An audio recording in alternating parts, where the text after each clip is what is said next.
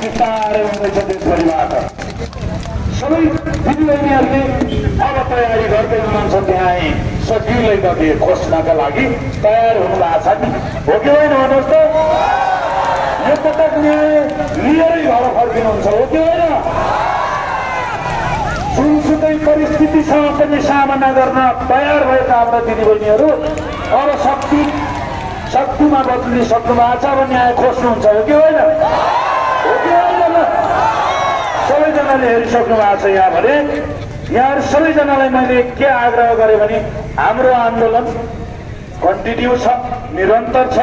हामीले यसपटक यो जिन्दाबाद मुर्दाबाद भन्नका लागि मात्रै होइन, यो पटकको आन्दोलन आत्मा न्याय लिएर फर्किने आन्दोलन हो। यो पटक पटक हामी नारा मात्रै लगाएर बस्दैनौँ, हामी धर्नामा मात्रै बस्दैनौँ। हामी सबै सङ्घर्षका दिनहरू, सङ्घर्षका कार्यहरू सबै सकिसकेका छन्।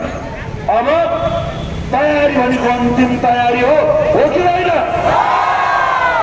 बिस्तारै बिस्तारै साथीहरू आइरहनु भएको छ। उहाँहरूको पर्खाइमा हो हामीहरू। र अब भोलि 19 गते, पर्सि 20 गते सुन्नुभएको छ नि? यहाँका विशेष गरी स्थानीयवासीहरू सुन्नुहोस्, सबैजनाले स्थानीयवासीहरूले हात उठाउनुहोस् त। स्थानीय जति हुनुहुन्छ, काठमाडौँ, ललितपुर, भक्तपुर स्थानीयवासीहरू जति हुनुहुन्छ हो, तपाईँहरूलाई मैले भन्नु छ स्थानीय र बाँकी सबै सहकारी पीडितहरू जतिजना हुनुहुन्छ यहाँ चाहिँ स्थानीय नभए पनि काठमाडौँमा बस्नेहरू अरू त बाहिरबाट आउनु भएको छ। यहाँहरूले चाहिँ आफ्नो टोलमा यस्तो यसरी मेसेज पुर्याउनुहोस्। यसरी चाहिँ यहाँहरूले यो समाचारलाई पनि सेयर गर्नुहोला, यो भोइसलाई पनि सेयर गरिदिनु होला। 18 र 19 हामीहरूको प्रचारको तयारी हो। 21 गतेबाट हामीहरूले रत्नपार्कबाट 11:30 बिहानको 11:30बाट सुरु गर्छौँ आन्दोलन। र त्यहाँ केही नभए पनि 50,000को जनशक्ति उत्रिनुपर्छ। त्यो तयारीमा यहाँहरू लाग्नुहुन्छ कि हुन्न? अब यो भनिरहेको छु मैले कि यहाँहरूले के बुझ्नु पर्यो भने यो हाम्रो न्याय दियो होइन। न्याय यो सरकारले 2 दिनभित्र हामीहरूले भनेको सुनेर न्याय दियो भने ठिक छ। सरकारलाई यो टाइम हामीले दिएका छौँ, 2 दिन टाइम दिएका छौँ। 18 र 19 हामीहरूले 17बाट सुरु गर्यौँ। 17 र आज 18, 2 दिन हामीले के दियौँ? शान्तिपूर्ण तरिकाको मेसेज दियौँ हामीले। सुन्नुभयो नि? 17 र 18 हामीले मेसेज दियौँ। हामी सत्य छौँ, अझै पनि धैर्य गरिरहेका छौँ।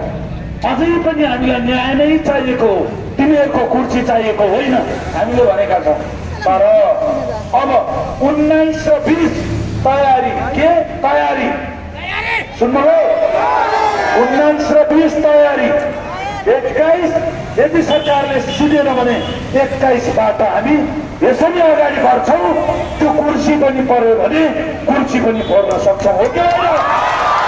त्यो जनताले दिएको कुर्सी हो, जनताले पैसा लिन सक्छ, हो कि होइन? तयार हुनुहुन्छ? सबै तयार हो? एकदमै यहाँ हेर्नु भएको छ नि, तयार हुनुहुन्छ नि?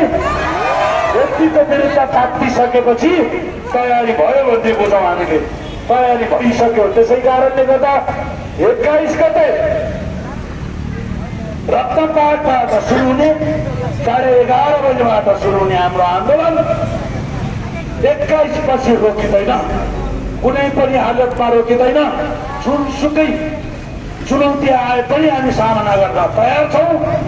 त्यसै पनि मरेर बाँचेको हो भनिरहेको छु। मरिएछ भने तपाईँहरूका लागि शहीद हुनेछौँ, बाँचिएछ भने तपाईँको हातमा न्याय पक्का। त्यसै कारणले यहाँहरूले पनि चाहिँ आग्रह गर्छु, होइन? तपाईँहरूले पनि मरिएछ भने न्यायका लागि लड्दै मरिएछ, बाँचिएछ भने न्याय लिएर घर फर्किन्छ, हो कि होइन? पटकको टर्चर भन्दा, पटकको डिप्रेसनको शिकार हुनुभन्दा, औषधि नपाएर तर्पिनुभन्दा, आफैले राखेको पैसा नपाएर तर्पिनुभन्दा, यसरी ठगिएर तपाईहरुले आज ऋण तिरिसक्दा पनि पीडा भोग्नुभन्दा लड्न नै बेस हुन्छ।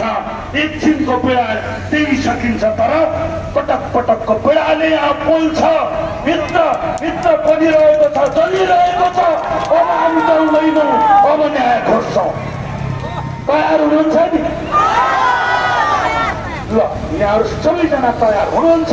यहाँहरूको विश्वासलाई मैले आत्मसात राख्दै यहाँहरूले साँच्चीकै जसरी बोल्नु भएको छ त्यसरी नै साथ दिनुहुन्छ र घर घरबाट, अब छिमेकी टोल टोलबाट, कुटी संस्थानबाट, टोल विकासबाट, यहाँहरू लागेका संस्थाहरूबाट सबैलाई आग्रह गरेर यहाँहरूका विशेष गरी स्थानीयवासीहरू धेरै जसो घर बनिसक्नु भएको छ, यो मेसेज पुर्याउनु होला। र जति स्थानीय हुनुहुन्छ, अब स्थानीय यहाँका स्थानीयले नचाहेसम्म सफल हुन सक्दैन। तपाईहरु यहाँका स्थानीय भनेको यहाँको राजा हो, यहाँको भूमिपुत्र हो। तपाईहरुले जे चाहे त्यो हुन सक्छ। यिनीहरूलाई हामी धुलो चढाउन सक्छौँ भन्दै यहाँहरूले तयारी गर्नका लागि म आग्रह गर्दै यहाँहरूको माझबाट बिदा हुन चाहन्छु। हवस् त, धन्यवाद, नमस्कार।